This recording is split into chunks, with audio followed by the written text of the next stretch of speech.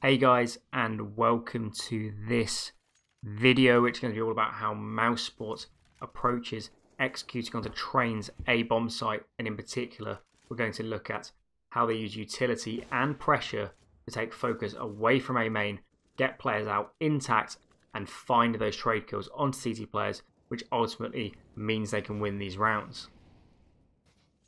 So before we get into this one, we just need to briefly cover two smokes you're going to see quite a lot during this video, and these are the sandwich and the e-box smokes. I like to call them when they're used as a pair as the information smokes, and hopefully in the background now I'll have running what they are and how you can throw them yourselves. Anyway then, let's get into the first gun round we're going to be watching then, and on this round we're going to see how you can build executes towards trains a bomb site off the back of those sandwich and e-box smokes. So we're just going to start off here by watching an overview of the round to get a rough idea of what's going on, what smoke's being used, this sort of thing. But anyway, let's get into watching this one. And the first thing we're going to see here is a mousesports. They're going to throw those sandwich and e-box smokes that we've already mentioned. And then Styko and Chris are going to get into main ready to go for this execute. The next thing that's going to happen is Styko and Chris are going to be flashed out of main, and Chris is going to start working himself down lane towards that sandwich smoke. As this is happening, the further smoke is going to come over, which will be mid bomb, right bomb, and back green, as well as Styko throwing a back bomb molly.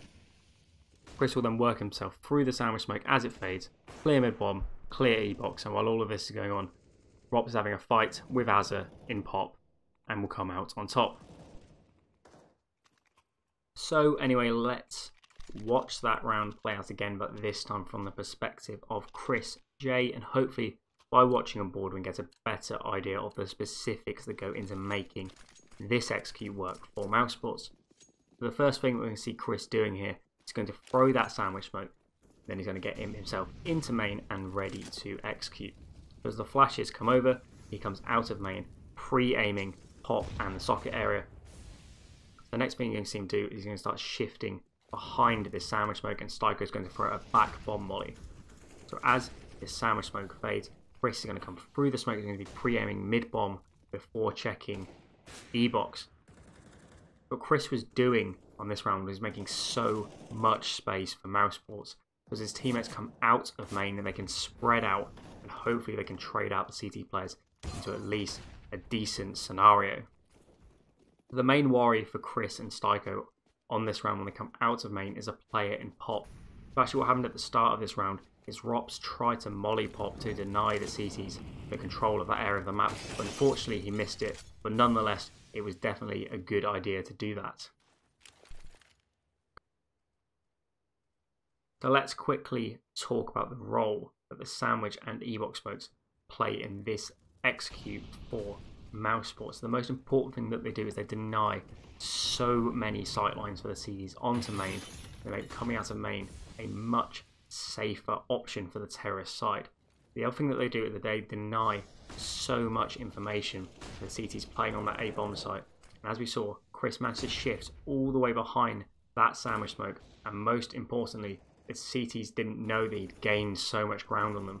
And by the time that he's first seen on site coming through that sandwich smoke, there's such a small amount of time for the CTs to react once they know that mousesports are hitting that site. So again, as we said, the utility means that Chris can make so much space for his other teammates coming out main, and gives them a much better chance of trading onto those CTs and getting into a decent afterplant scenario. The next up then, we're going to see a really great example of the kind of playmaking opportunity that throwing these sandwich and e-box smokes can open up for the terrorist side. We're going to be watching on board with Sunny this round. The first thing he does here is throw an e-box smoke before getting himself into main, and the really important thing he hears here is a molly going down onto pop from the CT side, which will be important in a second.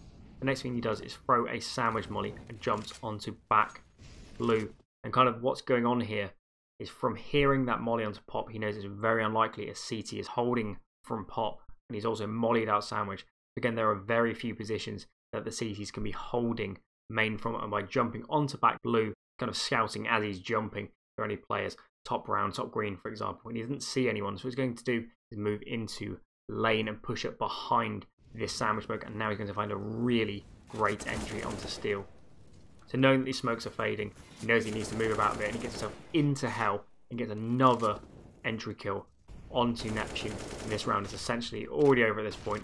But just to round out, he's going to find a third kill onto Connector here and really show us how fantastic Sunny can be in these sort of situations. Moving on then, let's get into the next round we're going to be watching here. And on this round, we're going to see yet again another A execute coming out from mousesports, but this one's going to be a little bit different. So again, we're going to start off here by watching some overviews to get a rough idea for what's going on. And certainly on this round, there are a lot of moving parts to keep track of. Let's get into watching this round play out then. And the first thing we're going to see here is a sandwich smoke come out from mousesports, and they'll have to do this pretty much every round.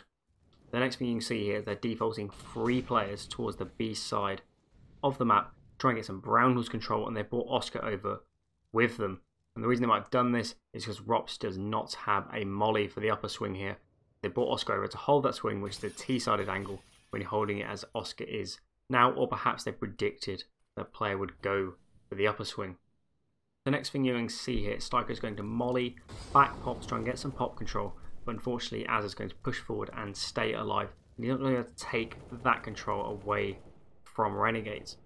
The call comes in, you're going to fall back to 3 players out main, 1 outside Ivy, and leaving Rops above Pop when they go for this execute. So the smokes they're going to throw here will be E-box and the back lane side of Ivy, and Sunny's also going to molly the right side of Ivy to stop someone swinging into him as he works his way down.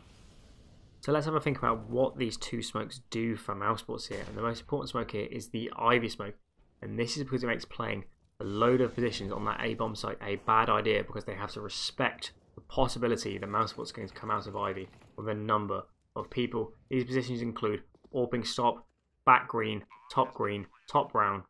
All of these positions suddenly become a poor idea for the CTs, or at least they believe it's a poor idea, so they're going to fall into lesser spots. So let's watch this round again, but this time from the perspective of Styko, and here we're going to skip what he does in the early round because it's not really important with regards to the execute itself. So as you can see, the calls come in, he's got himself back to main, and now he's going to jump across the back green angle, and Oscar's going to take it on in a really great small piece of team play coming out from mousesports here. The smoke's coming over, now Styko's going to be flashed out of main. He's going to come out looking at Pop before running down Olof, and as we spoke about a second ago, 2 smokes here have isolated so many angles away from the CTs that it's a much safer thing to do here for Styko to come out of main. Like this, he's going to find a really great opening kill here onto JKM before swinging out and trading onto Liaz, who pushed through the Ivy smoke. So you might have noticed there that JKM was caught in a strange spot when Styko found the entry on him, and this is a really great example of what this Ivy pressure can do to the CT side. JKM felt like there weren't many positions he could play from here, and especially being in a man down situation, he felt like he had to get out there and make a play, and he wanted to move into playing sandwich because it is a stronger spot in this sort of scenario. The Styko caught him moving between positions and got a fairly easy opening kill on him. Let's get into the last round we're going to be watching on this one. And in this round, mousesports is going to use an execute that's almost exactly the same as the one we saw in the previous clip. But the difference this time is that they have pop control, which is going to make the execute a bit safer and a bit more viable. So they actually started off this round by throwing sandwich E-box smokes and sending 4 players towards the B side of the map, which indicates to me they wanted to go into a fast sort of contact play towards the B side of the map, considering it's still the early round and they still have counter nades. But the opposing Orpo managed to upper swing them and spot them. So instead, the call was to come back. They're going to run this execute that they've already ran during this half. So this time we're going to be watching on board with Sunny, and this is because Sunny's already thrown his nade set, and they need a nade set to go towards Ivy. They're sending Styko to Ivy instead, and it's going to be Sunny that's coming out of main. So as you can see, Sunny jumps across that back green angle. Oscar takes it on just like last time, and now the smokes are coming over. As the flashes come out, Sunny's going to jump out here, going to make as much space as humanly possible for his teammates, but go down to the sandwich player. But here he'd already done his job, he's made the space, and they're going to start finding the trades onto that bomb site. So actually here, players are going to manage to stay alive in Sandwich, but it's not going to matter in the end because they've found enough trade kills to get the bomb down and a decent afterplant scenario because of this execute.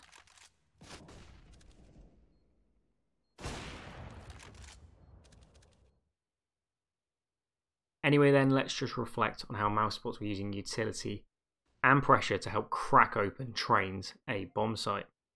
When people think of executing, what might come to mind is just smoking off those back choke points, throwing over some flashes and just going in. But as mousesports showed in these examples, they love to use their utility to create pressure, to cut up CT sightlines and deny those CTs information, which can really hurt them with regards to counter-nading and getting off those early rotates. Now, if you want to run these rounds in your own game or learn some of these smokes, I'll have the demos linked in the description. I'll give you a warning that these rounds are going to be very hard to pull off. There's a lot of moving parts and it's going to require loads of coordination to get them right. Anyway, if you enjoyed that one, why don't you like, subscribe, follow me on Twitter, all that good stuff. Anyways, thanks for watching and I'll catch you guys in the next one.